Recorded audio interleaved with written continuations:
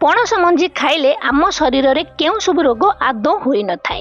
एक जानिबा पूर्व जदि आपण प्रभु जगन्नाथ प्रिय भक्त होइथिबे तो वीडियो को लाइक करी कमेंट जय जगन्नाथ निहाती लिखतु। नंबर 1 रोग प्रतिरोधक शक्ति बढ़ी थाए।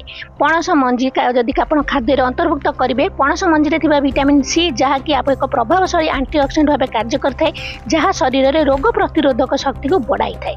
नंबर 2 मोटापण को कमाई थाए। पणस मंजी एक एंटीऑक्सीडेंट भल उत्स।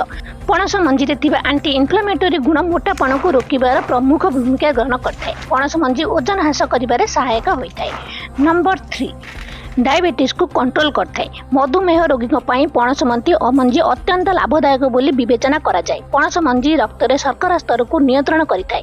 एहाकु खाद्य पनीपरिबा किंबा पाउडर आकार आपण व्यवहार करबा उचित। नंबर 4 कोष्ठकाठिन्य। पणस मंजी अधिक परिमाण में फाइबर मिलता जहाँ हजम प्रक्रिया उन्नति आनिबारे सहायता करଥାଏ।